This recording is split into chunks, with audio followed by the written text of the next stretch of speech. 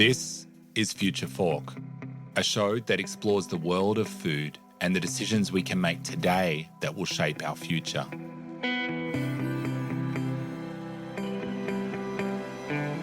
On the show, you'll hear from innovators in the food space.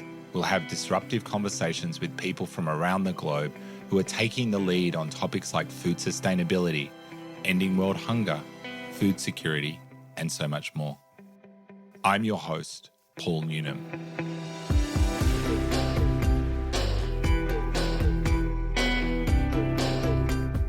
In this episode, we're talking to Dr Anika Molesworth, farmer, scientist, and sustainable agricultural advocate. Anika has transformed from a city girl into an internationally recognised voice in climate-resilient farming. In this episode, we're talking about sustainable agriculture. We'll explore her personal connection to farming and what it means for our food system. You'll hear about Anika's transformative experience during the Millennium Drought, discover practical ways to support sustainable agriculture, and learn about her global agricultural work across continents. Let's get into it. Anika, welcome to the show. Thanks so much, Paul. Great to be here. I'm so excited to chat to you today. So let's start with a little bit around your journey. You've gone from growing up in the city to moving out to the country. You're a farmer, a scientist, an advocate. Take us back to the beginning. What sparked your interest in sustainable agriculture and climate action? Well, I was just a regular city kid in Melbourne, but my parents purchased a farm when I was 12 years old in far western New South Wales, which is about a 10 or 11 hour drive north of Melbourne.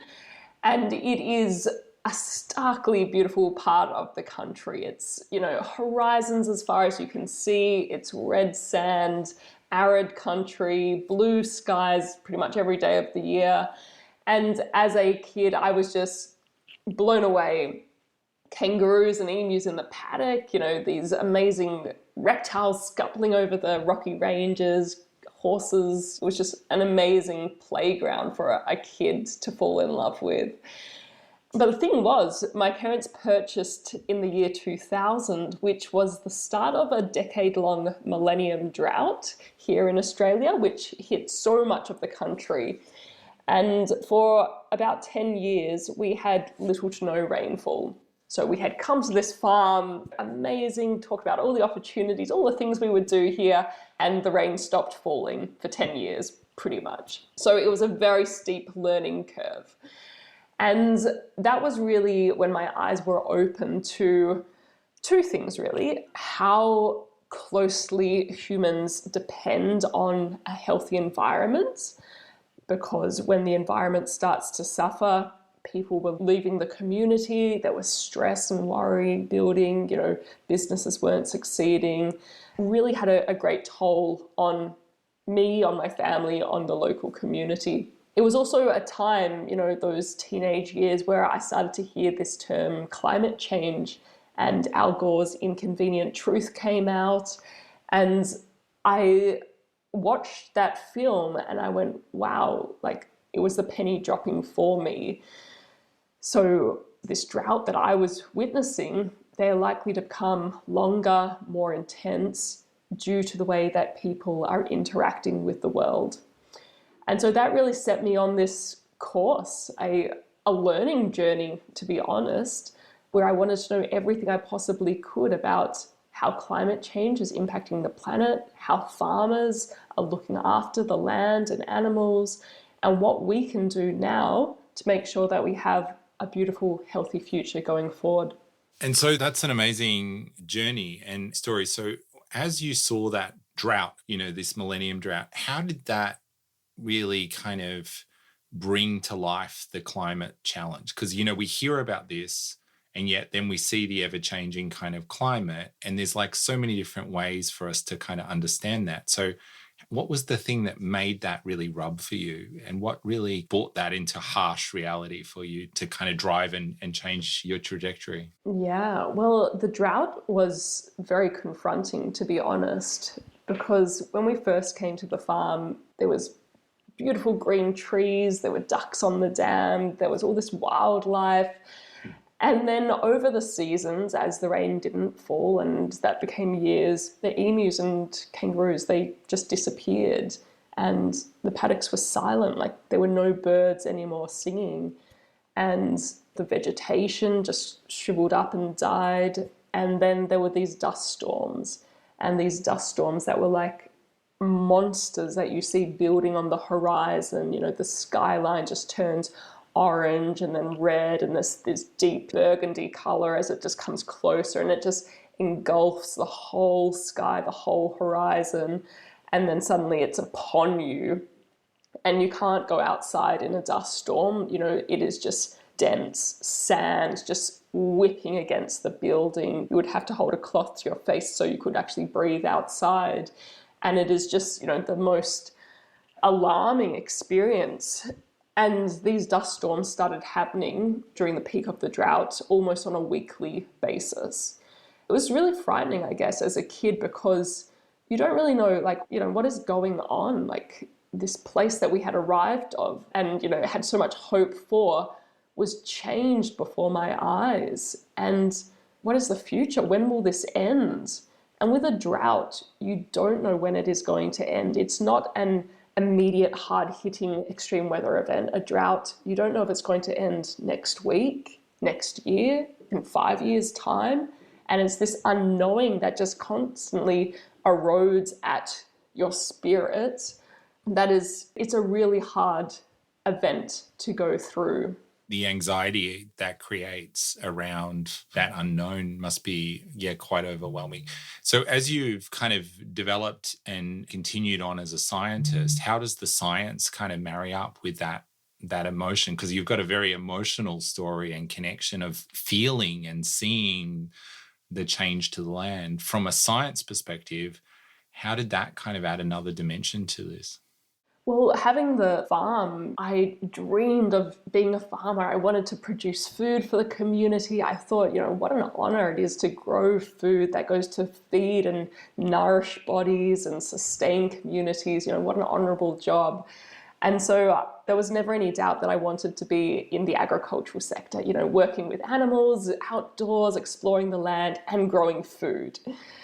And as I learned about climate change and the impact this was having on food producer, as well as food security in general, you know, the accessibility of food, the price of food, the nutritional content of food, you know, it touches all of those food security aspects.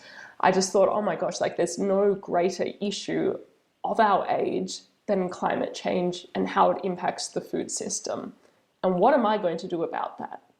And so I set about on this learning path to try and learn as much as I possibly could.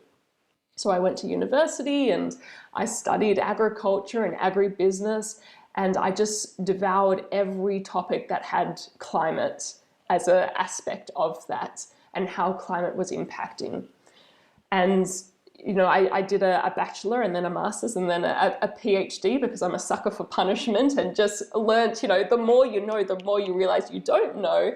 And there is just so much complexity in this topic, so many very real issues being created from climate change, but also there are so many reasons for hope too. There's so much amazing things that are and that could be done in this space.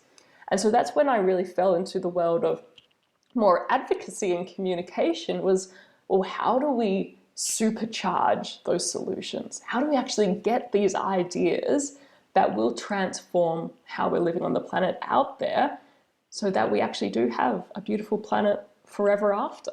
So what are some of those solutions that excite you? Well, people often ask, you know, well, what can I do? You know, I'm based in a capital city, you know, what can I do to help farmers? And I think there's so much you can do because every day you are eating, you are part of this food chain that I'm a part of too. And so when you select your food, when you sit down and eat your meal, thinking about that food and how climate change is impacting it and how you could play a positive part in solving it is so critical. So what are those steps? What are those simple things we can do with our food? Well, we can eat local food. We can eat nutrient-dense food. We can eat foods that are in season. avoiding food that's been flown in from the other side of the world or wrapped in plastics and styrofoam.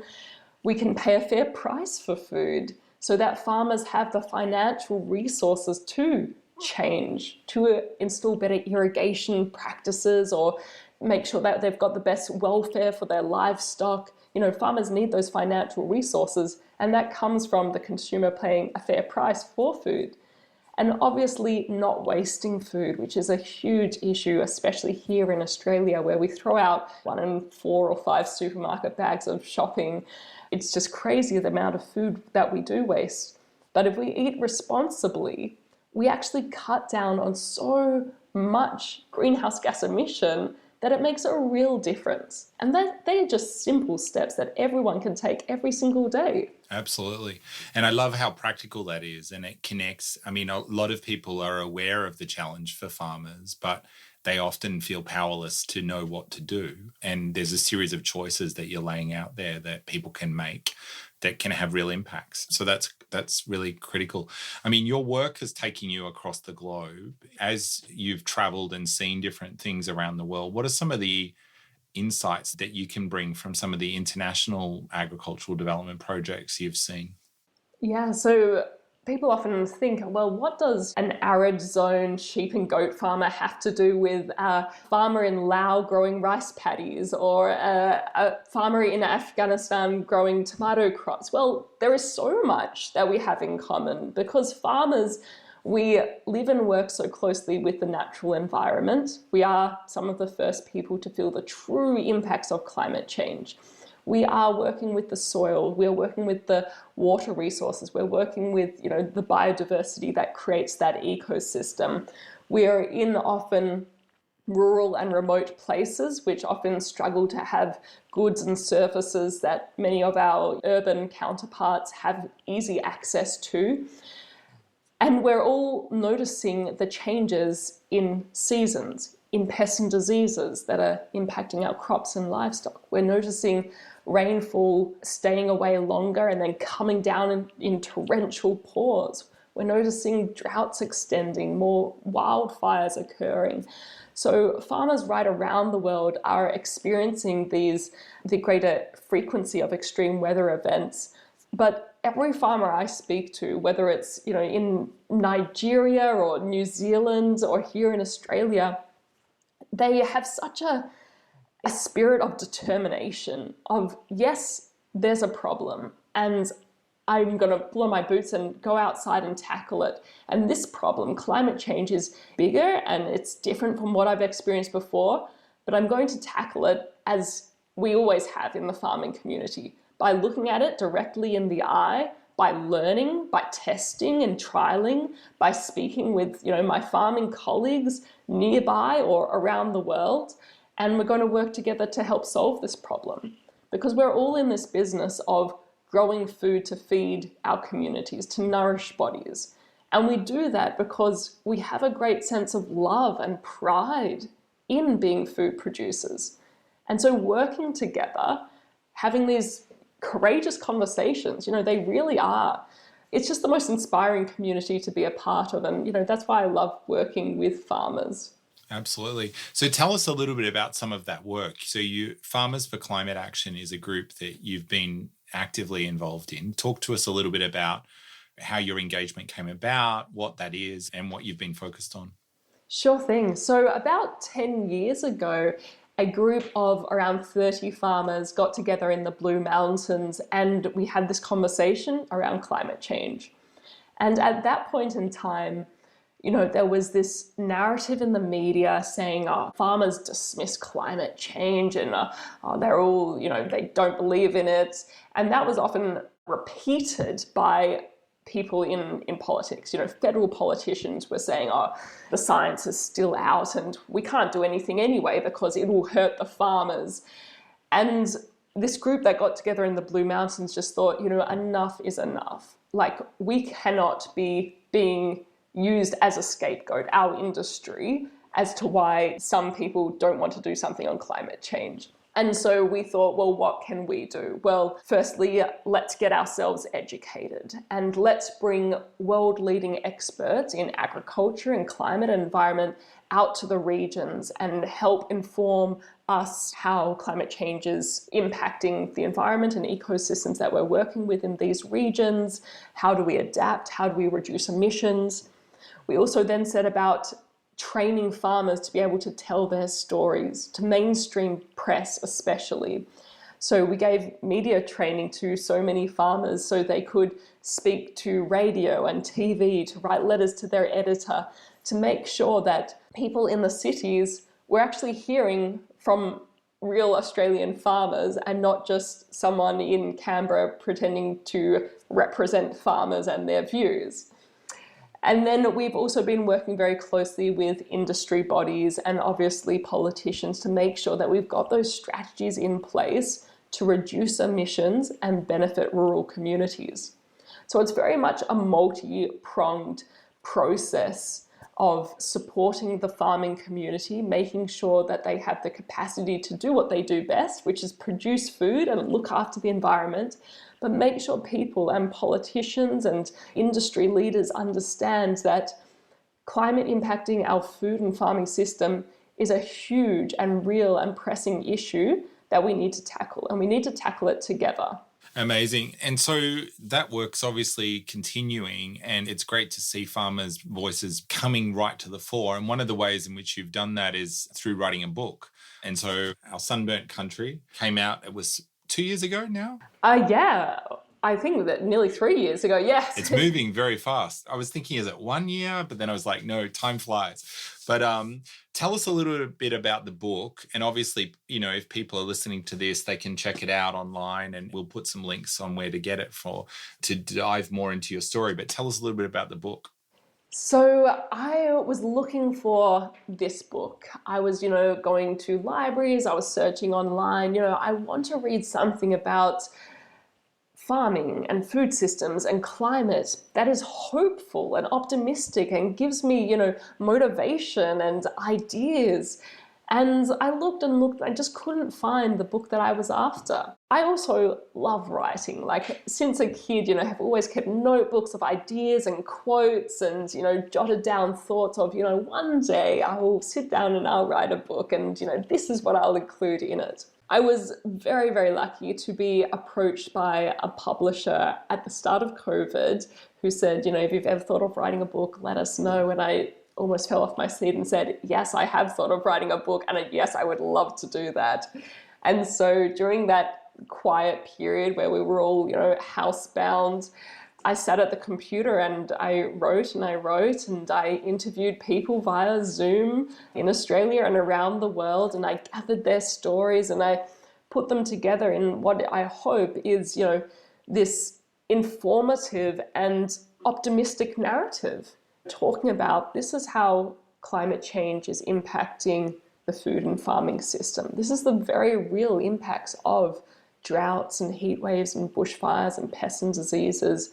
And this is how it impacts the food, reducing nutrients in our foods, increasing food costs, reducing the accessibility to foods when floods damage roads or wildfires damage, infrastructure on farms. But then I also asked each of these people that I interviewed, what gives you courage to work in this space? What gives you hope for the future? And they would recount, the most beautiful details and stories of where they are drawing strength, the communities that they're working with, the change that is being made. And it was just so inspiring, to be honest, to hear their stories. And then I felt a great sense of responsibility to put those stories into that book form and share them with the world. And there's been such a positive response to that book, which is brilliant. And it has actually led me to now start working on a new project, which is working on a children's book. Because obviously, the next generation faces these big challenges. And I want the next generation to understand that, these real issues that we're facing, but there is so much we can do. And we need your critical and creative ideas to help solve them. Yeah, I mean, that next generation is so critical. And as the world continues to sometimes become more fragmented and more challenging, hope is so important for us to hold on to and to find ways to break through, because it is from COVID and then all the other challenges that are kind of hitting us with conflict and climate impacts coming more and more. It is easy to lose that hope, and so really critical for us to see those stories of people that are really showing that resilience.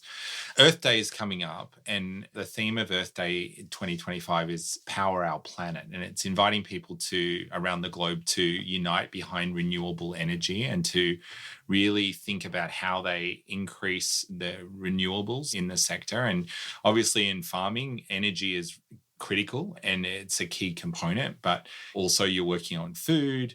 Earth Day is this moment, I guess, for hope. It's a moment to think about the planet and to gather together and unite around action.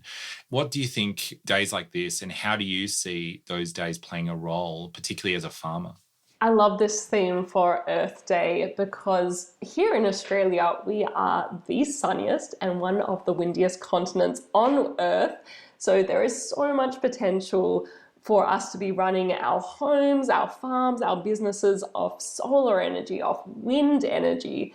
Farms are energy consuming businesses a lot of times, dairy operations, irrigation operations. We use a lot of power.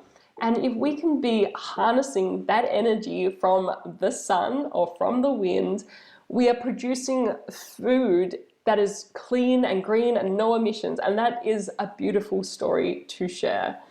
So my house here in far west New South Wales, we are completely off the grid. So we have solar panels on our roof here. We have a battery storage system. We have 2 electric vehicles. And it's amazing to be able to flick on the kettle or jump in the car and everything is running off sunshine, no emissions. And yes, there is an upfront cost to go completely off grid, to get solar, to get batteries, to get electric vehicles. But then there is pretty much zero ongoing costs and there is 0 emissions coming out of our house, our business. And that's really what we need, because we cannot be putting greenhouse gas emissions into the atmosphere, which are destabilizing the climate. So we have to find ways to stop doing that.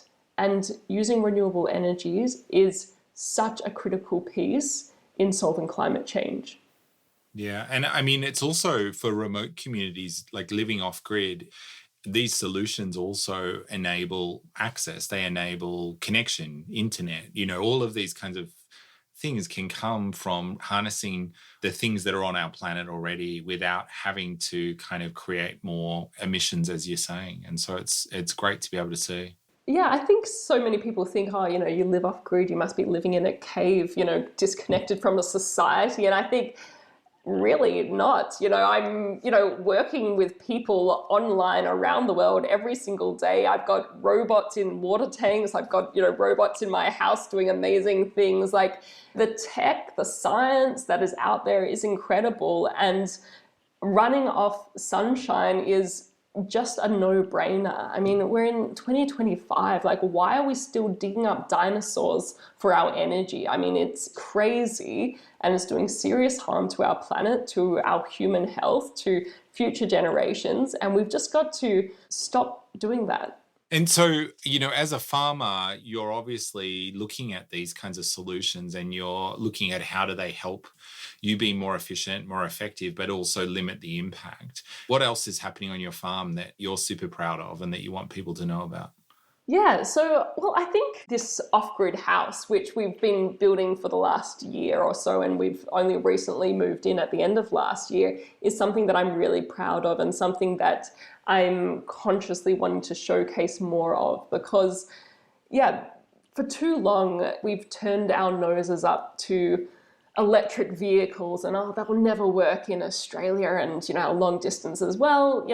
I'm in a very remote part of Australia and we've got 2 electric vehicles and they're running just fine. And, you can't have solar panels, you'll run out of power on a cloudy day. Well, no, we haven't experienced that either. We've got a great battery storage system.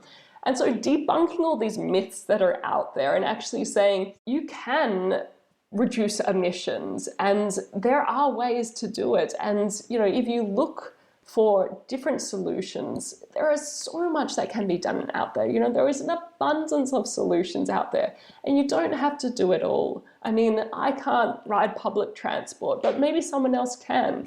I can't ride a bike down to my supermarket. It's too far, but someone else can. I mean, we each need to look at our own personal lives and lifestyles and go, well, maybe I can do this. And it might not feel like you're changing the world, but you're changing your world. And you're also inspiring other people when you tell them about it. Saying, well, I've decided to build a compost for my food scraps, or I'm, recycling my old jam jars and, pickling the leftover veggies. I'm taking public transport. I'm, having a meeting with my local MP to discuss climate policies or recycling in my neighborhood. Like, there's just so much that we can do. And if everyone does 1, 2, 3 things, then it's just this tidal wave of action and movement and encouragement and inspiration for others to come and join. And that's so critical. Absolutely. It's so important. And I love the way that you are really calling out for people to do what they can, which is really important. So one thing that I like to close off conversations with is a bit of a recurring question that kind of helps relate us all to food. So what's something you're really enjoying eating? You're living in a remote part of New South Wales. What's something you're really enjoying eating and enjoying at the moment? Yeah, great question. I've recently watched a documentary on ABC iView called Eat the Invaders. And this is something I am very passionate about, eating the invaders. So in Australia, we have rabbits and deer and goats and many invasive species which are causing huge harm to our environment. And one, they're not being controlled properly, or where they are being controlled, they're being wasted, as in culled and left to rot in paddocks and forests and such. But why aren't we eating this food? It makes perfect sense. Let's reduce meat costs. Let's remove these feral species from the environment. They are nutritious, they're delicious. And so I am all for eating invasive species and saving native ones. I love it. I love it. I was at an event at the Art Gallery, the National Gallery of Victoria, a little while ago, and there was a company there that's trying to solve that problem. And they're looking at particularly venison in Victoria, which is obviously a small state. But the sheer numbers they were talking about blew my mind. And it was so much, but they were struggling to find the market because people weren't wanting to eat, venison.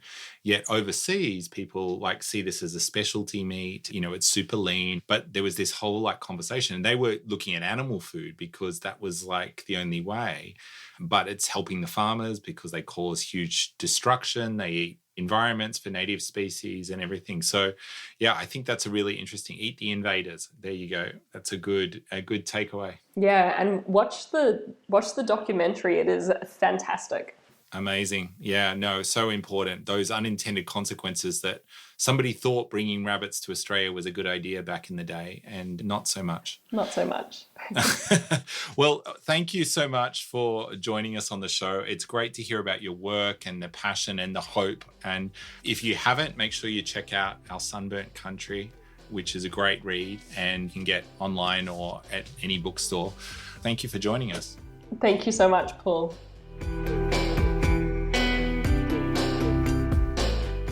You've been listening to Future Fork, a show that explores the world of food and the decisions we can make today that will shape our future.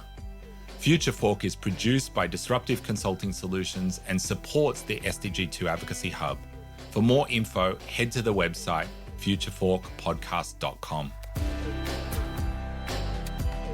This show was produced with strategy and production support from Wavelength Creative. So you don't miss an episode of Future Fork, make sure to subscribe to or follow the show in your podcast app. And while you're there, leave us a 5-star review. It really helps others find the show. I'm Paul Newnham, and I'll see you in the next episode.